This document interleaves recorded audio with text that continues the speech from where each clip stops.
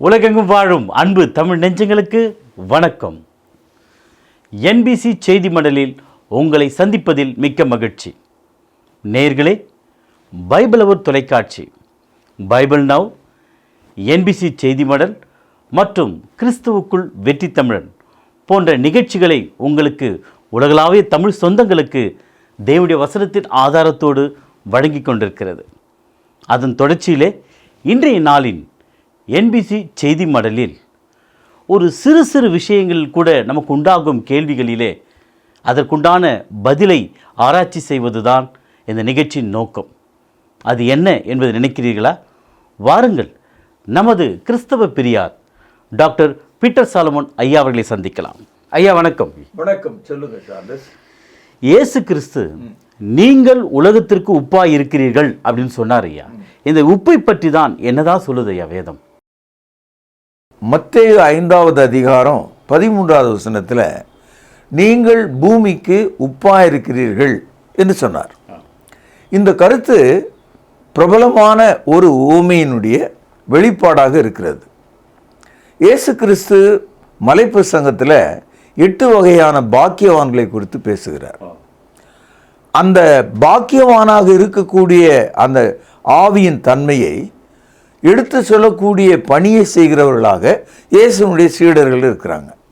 இப்போ இயேசு கிறிஸ்துனுடைய சீஷர்கள் உலகம் முழுதும் போய் அந்த மக்களை, உலகத்தில் உள்ள எல்லா மக்களை அவர்கள் சந்தித்து இந்த நற்செய்தியை சொல்லும் பொழுது, இந்த பாக்கியவானாக வாழ்கிற தத்துவத்தை போதிக்கும்போது, எப்படி சுவையில்லாத உணவு சுவை கூடி விடுகிறதோ, சிறிதளவு உப்பு சேர்க்கும்போது எந்த ஒரு உணவும் நம்மால் எடுத்து சாப்பிட முடியும், ஜீரணிக்க முடியும். ஆகவே இயேசுவின் நற்செய்தி, அதாவது இந்த காஸ்பல், மனிதனுக்கு ஒரு சால்ட், அதாவது ஒரு உப்பை போல் இருக்கிறது. இது ஒரு ஓமை தான். அதாவது கிறிஸ்தவர்கள் ஆங்கிலத்தில் குளோரைடு என்று நம்ம சொல்கிறோம், ஹைட்ரோ குளோரைடுன்னு சொல்கிறோம். அது மாதிரி கடலிலிருந்து வடித்தெடுக்கப்பட்ட உப்பு பாலங்களாக இருக்கிறார்கள் என்று பொருள் அல்ல. அந்த உப்பை போன்ற சுவை உடையவர்களாக, மனித வாழ்வை வளமாக்கக்கூடிய ஒருவராக இருக்கிறார்கள். இன்னைக்கு கிறிஸ்தவம் இருக்கிற ஒரே ஒரு காரணத்தினால்தான் அன்புனா என்ன, நீதினா என்ன, பரிசுத்தம்னா என்ன, இந்த கருத்துக்களை இந்த உலகத்தில் உள்ள மக்கள் புரிந்து கொள்வதற்கு இயேசு கிறிஸ்துவால் மட்டுமே முடியும்.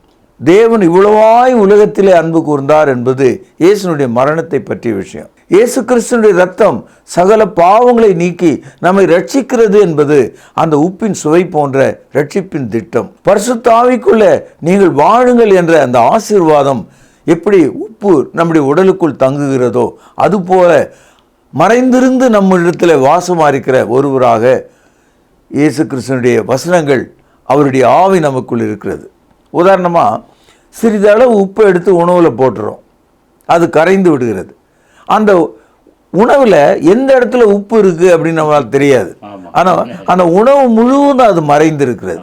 அதுபோல் இயேசு கிறிஸ்துனுடைய சுவிசேஷம் பாவியாகிய மனிதனுடைய உள்ளத்தில் வந்து சேரும்போது அவனுடைய முழு தன்மையும் மாற்றக்கூடியதாக, ஹோலிஸ்டிக்லி சேஞ்சிங் த ஹோல் லைஃப், முழு வாழ்வை மாற்றக்கூடியதாக இயேசுவனுடைய சுவிசேஷம் இருக்கிறது.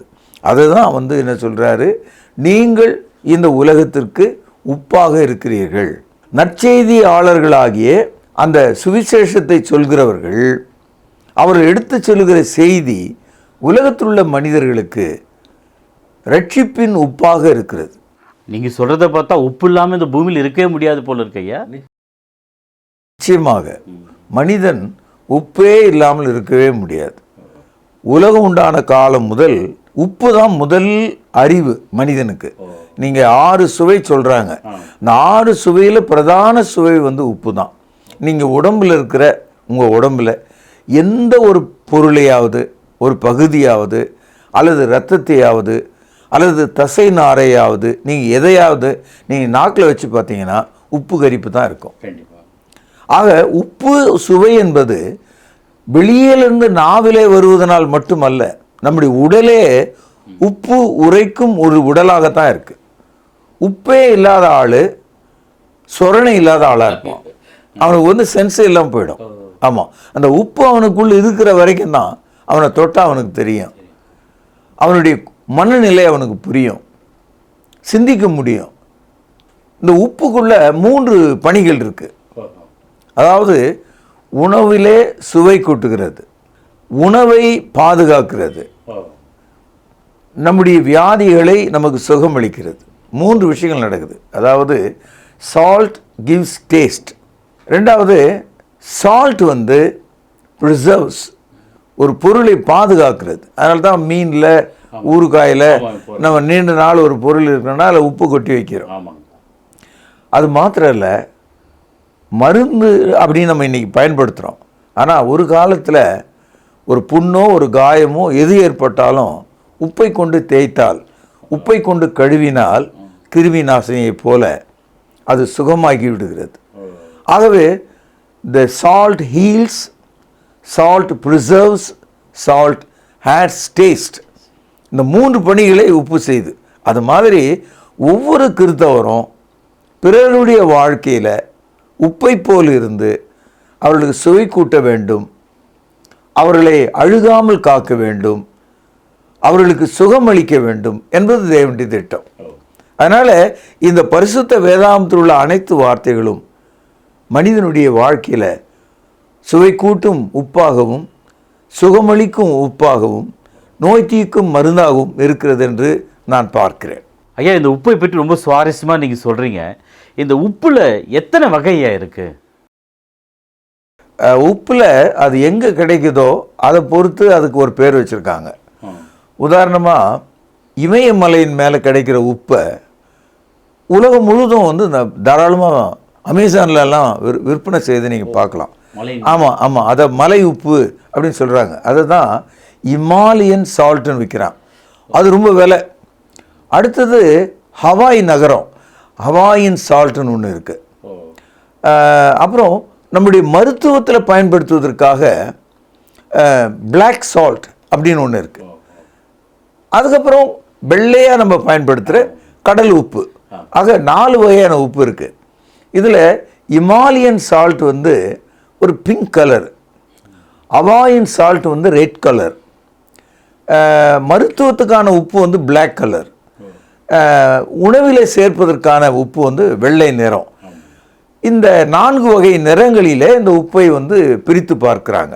இந்த உப்பை கொண்டு மனிதர்கள் மத்தியில் ஜாதி கற்பிக்கப்படுகிறது. ஆமாம், மதம் கூட கற்பிக்கப்படுது. உதாரணமாக இந்த கருப்பாக இருக்கிற நிறத்தில் உள்ள ஒரு உப்பு இருக்குது. நீங்கள் இன்றைக்கி மருந்து கடைகளில் போய் கேட்கலாம். நீங்கள் அதுக்கு பேர் வந்து இந்து உப்பு. அப்போ கிறிஸ்தவ உப்புன்னு ஒன்று இருக்கா, இஸ்லாமிய உப்புன்னு ஒன்று இருக்கா? ஆனால் இல்லை. ஆனால் இந்த நாட்டில் மட்டும் இந்து உப்புன்னு ஒரு உப்பு வச்சுருக்காங்க.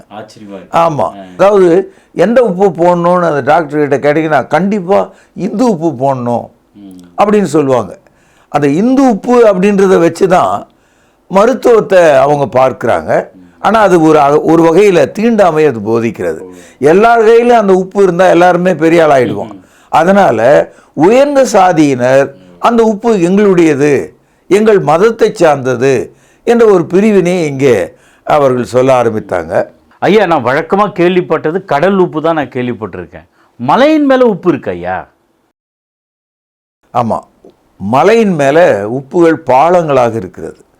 ஆக மலையில் இருக்கிற மக்கள் அல்லது மலை அடிவாரத்தில் இருக்கிற மக்கள் அதை பாலமாக வெட்டி, அதாவது மலையின் மேலே ரொம்ப காலமாக பல ஆயிரம் ஆண்டுகளாக அந்த உப்பு இருந்ததுனால சூரிய ஒளியில் அது நிறமாற்றம் அடைந்திருக்கு. அதனால தான் இப்போது நம்ம இமாலயன் சால்ட் வந்து பிங்காக இருக்கும், ஹவாயின் சால்ட் வந்து ரெட்டாக இருக்குது, நம்ம குகைகளில் கிடைக்கிற உப்பு வந்து கருநிறமாக இருக்குது, கடலில் கிடைக்கிற உப்பு வந்து ஒயிட் வெள்ளை நிறமாக இருக்கிறத பார்க்குறோம். அதாவது ஆதியாகமும் 6வது அதிகாரம் 7வது அதிகாரம் 8வது அதிகாரம் நீங்கள் படிச்சிங்கன்னா நோவாவின் காலத்தில் ஒரு பெரிய வெள்ளம், அது வந்து பூமியில் உள்ள மனிதர்கள் அத்தனை பேரையும் தேவன் அழிப்பதற்காக அனுப்பின ஒரு வெள்ளம். இதை வந்து நோவாஸ் ஃப்ளட்டுன்னு சொல்லுவாங்க. அந்த காலத்தில் அந்த வெள்ளம் வந்தபோது இப்பொழுது நீங்கள் பார்க்குற சமுத்திரம் இருக்கு இல்லையா, அதுதானே சமமான அளவு. அந்த தண்ணீர் உயர்ந்து பூமியில் உள்ள சகல சிகரங்களையும் மலைகளின் உயரத்தையும் கடந்து மேலே போய் நின்றது. அப்போது தண்ணி வந்து முழுக்க, இப்போ இமயமலைனா அதுக்கு மேலே போயிடுச்சு தண்ணி. அப்போது அப்படிப்பட்ட அந்த தண்ணீர் பிறகு வடிந்தது.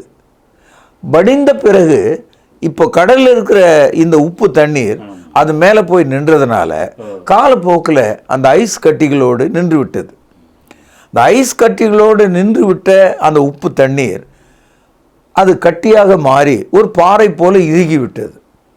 அதனால்தான் இன்றைக்கும் மலை ஏறி செல்கிறவர்கள் கடலில் இருக்கிற மீனுடைய எலும்புகளை அங்கே பார்க்குறாங்க, கடல் வாழ் ஜந்துக்களுடைய உடலை அங்கே பார்க்குறாங்க. ஏன் பார்க்குறாங்கன்னா அந்த பெருவெள்ளத்தில் அந்த தண்ணீருடைய உயரத்தில் கடலில் வாழுகிற எல்லா விதமான உயிரினங்களும் கூட மேலே போயிட்டுது.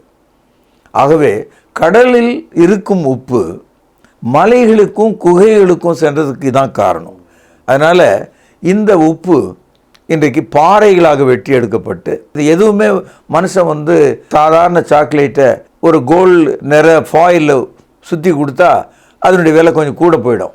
அது மாதிரி மலையில் வெட்டி எடுக்கிற இந்த உப்பை மருத்துவ குணம் நிறைந்தது, இது சாப்பிட்டீங்கன்னா உங்களுக்கு உப்பு வியாதி வராது அப்படியெல்லாம் சொல்லி அதை செய்கிறார்கள். உப்பினுடைய தன்மை ஒன்று தான். அப்படி நீங்கள் சொல்கிறத பார்த்தா ஐயா, நம்முடைய முன்னோர்கள் உப்புல தான் பல்ல விளக்கினாங்களா ஐயா?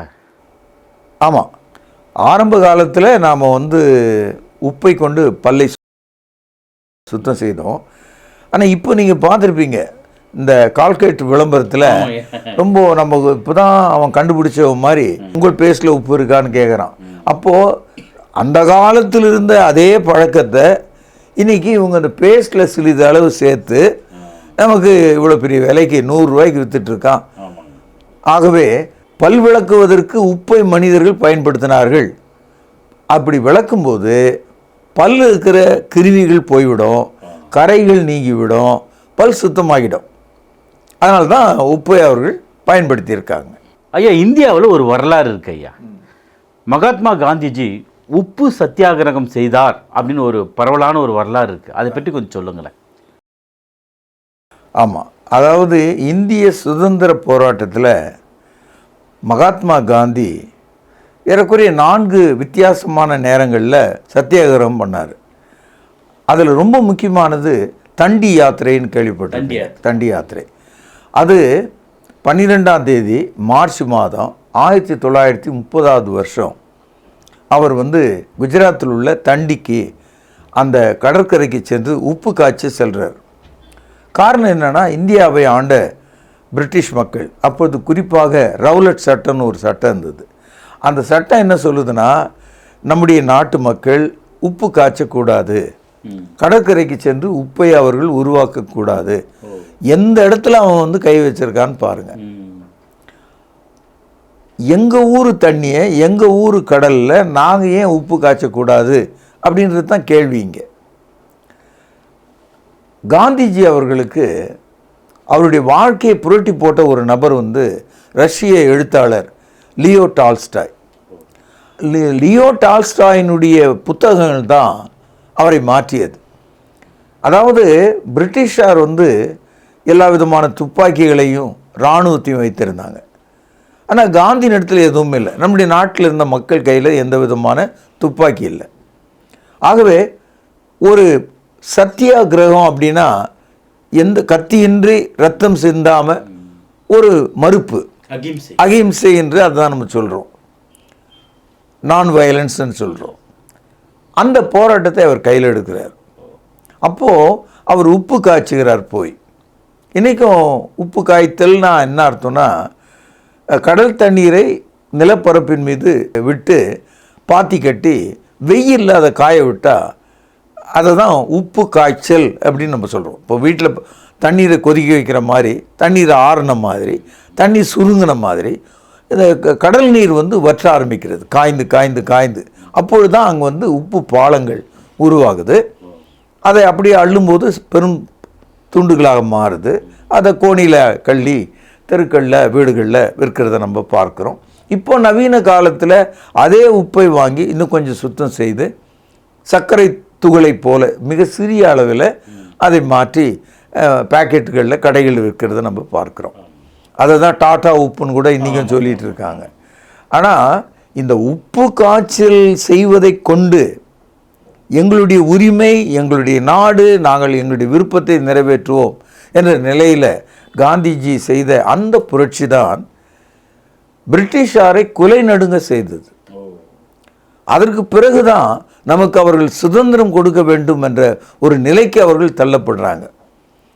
இந்த நிகழ்ச்சியை பார்த்து கொண்டிருந்த கல்கட்டாவில் இருந்த புகழ்பெற்ற கவிஞர் ரவீந்திரநாத் தாகூர் முதல் முறையாக தண்டி யாத்திரைக்கு சென்று மண்டை உடைப்பட்டு அதை வெற்றிகரமாக நிகழ்த்தி காண்பித்த கரம்சந்த் மோகன் காந்தி அவர்களுக்கு என்ன பேர் வச்சார்னா மகாத்மான்னு சொன்னார். அன்னையிலிருந்து தான் நம்ம அவரை மகாத்மா காந்தி என்று நாம் அழைக்கிறோம். அதனால் மகாத்மா காந்தியினுடைய உப்பு சத்தியாகிரகம் அது பேசப்பட்ட ஒன்று வரலாற்றில். அந்த சின்ன பிஞ்ச் ஆஃப் சால்ட் அந்த வெள்ளைக்காரர்களை துரத்தி அடிச்சிருச்சு. அதே போல் தான் இன்றைக்கும் மனிதனுடைய வாழ்க்கையில் இயேசு கிறிஸ்துவாகிய அந்த உப்பு, அவருடைய மரணம் அடக்கம் உயிர்த்தெழுதலாகிய அந்த சத்தியம் நமக்கு எதிராக போரிடுகிற பாவத்திலிருந்து நம்மை ஜெயிக்கக்கூடியதாக, மாற்றக்கூடியதாக, ஆசீர்வதிக்கக்கூடியதாக அந்த நற்செய்தி இருக்கிறது. அதனால தான் இயேசுநாதர் நீங்கள் இந்த உலகத்திற்கு உப்பாக இருக்கிறீர்கள் என்று சொன்னார். ஆனால் அதே வசனத்தை நீங்கள் முழுக்க படித்தீங்கன்னா உப்பு சாரமற்று போனால் அது எதனால் சாரமாக்கப்படும் என்றும் அதே வசனத்தில் இருக்கு. அப்போது ஒரு உப்பாக இருக்கிற ஒரு காலம் இருக்கிறது. ஒரு குறிப்பிட்ட காலத்தில் உப்பு சக்தி போய் வெறும் மாவு சக்தியாக அது மாறிவிடும், சாரமற்று போய்விடும் அப்படின்னு சொல்கிறார். இப்போ நம்ம கரும்பை கடித்து சாரெல்லாம் உறிஞ்ச பிறகு அதை நம்ம சக்கைன்னு சொல்கிறோம், அதை தூக்கி எரிக்கிறோம். அதுபோல் உப்பில் உள்ள சாரம் போய்விட்டால் பயனற்று விடும். அதுபோல் ஒவ்வொரு இயேசுவினுடைய சீஷரும், அதாவது கிறிஸ்தவர்கள், சாரமுடைய மக்களாக இருக்க வேண்டும், வாழ்வுடைய மக்களாக இருக்க வேண்டும் என்ற கருத்துங்க நிலைநாட்டப்படுவதை நாம் இங்கே பார்க்கிறோம். ஐயா, இந்த பைபிளில் உப்பை சார்ந்த ஏதாவது வரலாற்று பின்னணி இருக்கு ஐயா? கண்டிப்பாக. சோதேம் குமார பட்டணத்தை விட்டு லோத்து அவனுடைய மனைவியும் அவனுடைய 2 பிள்ளைகளும் அவர்கள் ஓடுகிறார்கள். அக்னி வானத்திலிருந்து கொட்டப்படுகிறது. அவர்கள் திரும்பி பார்க்காமல் போக வேண்டும் என்ற கட்டளை கொடுக்கப்பட்டது. அவர்கள் ஓடும்போது 4 பேர் ஓடிட்டுருக்காங்க. இதை ஆதியாகமம் 19ஆம் அதிகாரம் 21வது வசனத்தில் படிக்கிறோம். எப்படி ஆதாமனுடைய மனைவி ஏவாள் கீழ்ப்படியாமற் போனாலோ அதே போல லோத்தினுடைய மனைவி அந்த எரிகிற சோதேம் குமாரா பட்டணத்தை திரும்பி பார்த்தாள். நீங்கள் நினைக்கலாம் திரும்பி பார்ப்பது குற்றமா அப்படின்னா, குற்றம் இல்லை அப்படி பார்த்தா. ஆனால் தேவனுடைய வார்த்தையை மீறுவது குற்றமா அப்படின்னு கேட்டால் குற்றம்தான். அவள் திரும்பி பார்த்த உடனே திடீரென்று அவள் ஒரு தூணாக மாறிவிட்டாள். அவளுடைய உடல் உப்பாக மாறிவிட்டது. She become pillar of salt. இந்த கருத்தை இயேசுநாதர் புதிய ஏற்பாட்டில் சொல்கிறார். அந்த உப்பு தூணாக மாறின அந்த இடத்துக்கு நான் போனேன்.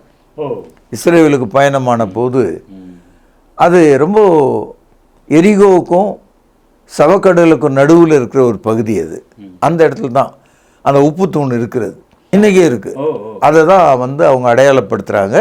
இது லோத்தினுடைய மனைவி, அதாவது அந்த உப்பு தூண் அதுதான் என்று சொல்கிறார்கள். ஐயா, கடலில் உப்பு இருக்குன்னு நல்லா தெரியும் ஐயா. அதிகமான உப்பு கரிக்கிற பகுதி எது ஐயா? அதாவது கடலில் கப்பல் மிதக்கிறத நீங்கள் பார்க்குறீங்க, படகு மிதக்கிறத பார்க்குறீங்க. அது மிதக்கிறதுக்கு காரணம் உப்பும் ஒரு காரணமாக இருக்குது. அந்த உப்பு கரைச்சலில் அந்த தண்ணீரினுடைய அளவை விட சிறிய அளவில் இருக்கிற ஒரு பொருள் மிதப்பது வசதியான ஒன்றாக இருக்குது. அப்போது தண்ணீரினுடைய எடை கூடும்போது அதன் மேலே உள்ள லேசான ஒரு பொருள் மிதப்பது ரொம்ப சுலபம். அதனால தான் இன்றைக்கும் கடலில் பெரும் கப்பல்கள், படகுகள் எல்லாம் மிதக்கிறத நம்ம பார்க்குறோம். ஆனால் அது எல்லாம் கூட முழுகிடும். ஆனால் உலகத்தில் முழுக முடியாத ஒரு பகுதி இருக்குது. அதை தான் நம்ம பைபிளில் சவக்கடல், டெட் சீன்னு கேள்விப்பட்டிருப்பீங்க. இது இஸ்ரேல் நாட்டில் தான் இருக்குது. இதுதான் உலகத்திலேயே ஆழமான நிலப்பரப்புக்கும் கீழே இருக்கிற ஒரு பகுதி. உப்பு கரைச்சல் எப்படின்னா, இப்போ கடலில் இருக்கிற உப்பு வந்து ஒரு 7% வைத்துக்கொள்வோம். அங்கே இருக்கிற உப்புனுடைய நிலைமை 33%. அப்படின்னா கரைச்சல் அதிகம். இப்போ நீங்கள் அந்த சவக்கடலில் எகிரி குதிச்சிங்கன்னா, துள்ளி குதிச்சிங்கன்னா நீங்கள் முழுக மாட்டீங்க. அப்படியே வந்து ஏதோ ஒரு பிளாஸ்டிக்கில் உட்காந்துருக்கிற மாதிரி நீங்கள் இருப்பீங்க. அதனால் அந்த கடலில் எந்த உயிரினமும் வாழலை. ஏன்னா ஏராளமான உப்பு கரைச்சலாக அது இருக்கிறதுனால இந்த சீ வேர்ல்டுன்னு சொல்லக்கூடிய கடலில் வாழக்கூடிய உயிரினங்கள் அதில் இல்லை. சீயில் இருக்கிற அந்த குளோரைடை எடுத்து தான் உலகத்தில் பலவிதமான வாசனை பொருட்களும் மருத்துவ பொருட்களும் இன்றைக்கும் உலகம் தயாரித்து கொண்டிருக்கிறது. அதனால் உலகத்திலே அதிக உப்பு கரிப்பு உள்ள ஒரு பகுதி டெட் சி என்று சொல்லக்கூடிய அந்த பேரே பாருங்களேன், டெட் சி அப்படின்னா அதுக்குள்ளே உயிரோணம் இல்லை, வெறும் உப்பு கரைச்சலாக இருக்கு. வேற என்ன உப்புல சுவாரஸ்யமான விஷயம் இருக்கு ஐயா? அதாவது உப்பு என்பது நம்முடைய சுவையை மட்டும் அது குறிக்கல, நம்முடைய குணத்தை கூட குறிக்கிறது. ஆமாம். இப்போ ஒரு ஆள் பேசிகிட்டு இருக்காங்க, உள்ளே வாங்க அப்படின்னு மனைவி கூப்பிட்றாங்க. உள்ளே போன உடனே அந்த கணவர்கிட்ட அந்த அம்மா சொல்லுது, உப்பு சப்பு இல்லாத பேச்சை பேசிகிட்டு இருக்கீங்களே, அவங்ககிட்ட என்னத்துக்கு பேசிட்டு காலத்தை வீணாக்குறீங்க அப்படின்னு சொல்கிறாங்க. அப்போது மனிதர்கள் வந்து வாயிலிருந்து புறப்படுகிற வார்த்தையை கூட உப்போடு ஒப்பிட்டு பேசுவதை நம்ம பார்க்குறோம். புதிய ஏற்பாட்டில் கொலோசியர் 4வது அதிகாரம் 6வது வசனம், அவனவனுக்கு இன்னினப்படி உத்தரவு சொல்ல வேண்டும் என்று நீங்கள் அறியும்படிக்கு கவனியுங்கள். உங்கள் வசனம் எப்பொழுதும் கிருபை பொருந்தினதாயும் உப்பால் சாரமேறியதாகவும் இருப்பதாக. அப்போது வார்த்தைகள் கூட ஒரு உப்பை போல பயனுள்ளதாக இருக்க வேண்டும். ஒன்று சுவையளிக்க வேண்டும், அல்லது குணமளிக்க வேண்டும், அல்லது உங்களை பாதுகாக்க வேண்டும். அந்த மாதிரி வார்த்தைகளை, வசனங்களை மக்களிடத்தில் பேசுங்கள். இப்போது இந்த இடத்துல உப்பு என்பது ரட்சிப்பின் வார்த்தைகளை பேசக்கூடிய ஒரு மனிதன் எப்போதும் ஆயத்தமாக இருக்க வேண்டும். நம்ம ஊரில் உப்பில்லாத பண்டத்தை குப்பையில் போடு என்று சொன்ன அந்த வழக்கம் இந்த வசனத்தோடு நீங்கள் பொருத்தி பார்த்தீங்கன்னா, உப்பு சப்பு இல்லாத பேச்சை பேசுகிறவனுடைய எந்த சொற்களும் குப்பைக்கு தான் போகணும், அது பயனில்லை. இயேசு வாழ்வளிக்கிறார், இயேசு நானே வழியும் சத்தியமும் ஜீவனுமாக இருக்கிறார் என்ற அந்த கருத்தை எடுத்து நான் உங்களுக்கு சொல்லும்போது அந்த வசனம் உங்களுக்கு உப்பாக இருக்கிறது, சுவையாக இருக்கிறது, சுகமாக்கக்கூடியதாக இருக்கிறது, உங்களை பாதுகாக்கக்கூடியதாக இருக்கிறது.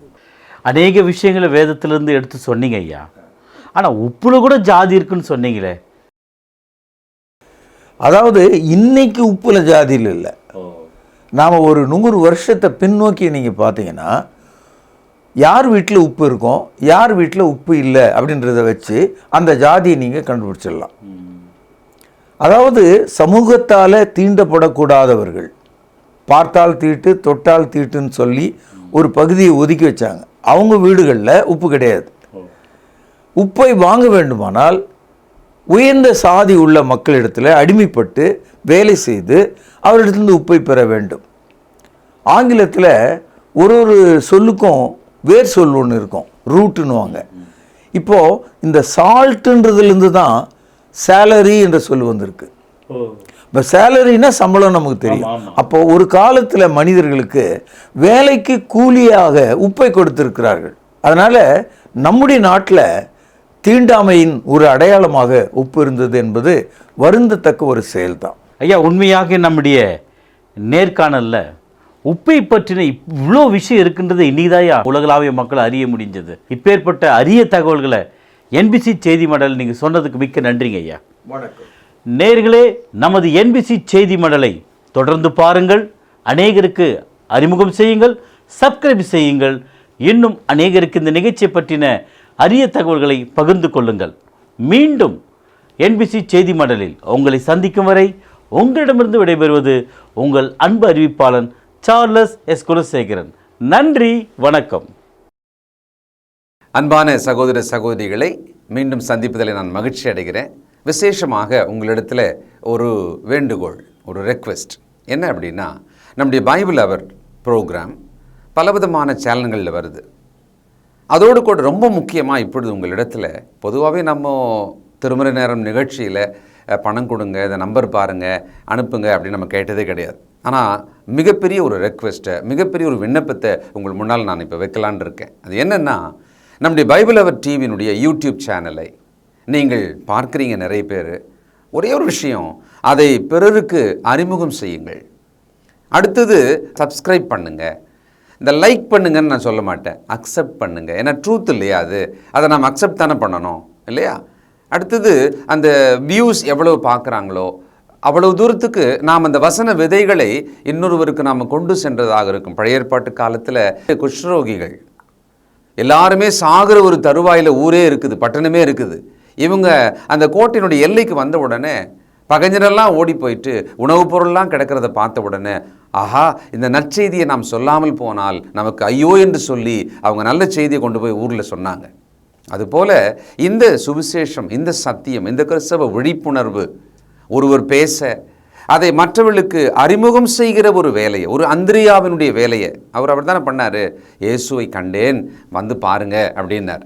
அதை நீங்கள் செய்யும்படி உங்களை அன்போடு கூட கேட்டுக்கொள்கிறேன். சப்ஸ்கிரைப் பண்ணுங்கள், மற்றவர்களுக்கு ஷேர் பண்ணுங்கள், இந்த ட்ரூத்தை அக்செப்ட் பண்ணுங்கள். மற்றவர்கள் இதை அக்செப்ட் பண்ணுறதுக்கு நீங்கள் ஒரு கருவியாக, உதவியாக இருங்க. நிச்சயம் இது நிமித்தமாக இந்த சுவிசேஷ ஊழியத்தினுடைய பலனில் உங்களுக்கு பங்குண்டு இல்லையா? God bless you. தேவன் உங்களை ஆசீர்வதிப்பாராக. நன்றி. அன்பானவர்களே, புதிய ஏற்பாட்டு தொழுகைக்கு திரும்புங்கள். இடம் YMCA வளாகம், ஹைகோர்ட் எதிரில், பிரதி ஞாயிறு காலை 11 மணி அளவில் அன்புடன் அழைக்கிறோம். Come and worship with us every Sunday at 11 a.m. YMCA Hall, opposite High Court, Parish Corner. தொடர்பு கொள்ள வேண்டிய முகவரி: திருமறை நேரம், 58 சர்ச் தெரு, குமரன் நகர், சென்னை 6,82,000. தொலைபேசி எண் 044255008882. செல்போன் 9385500882.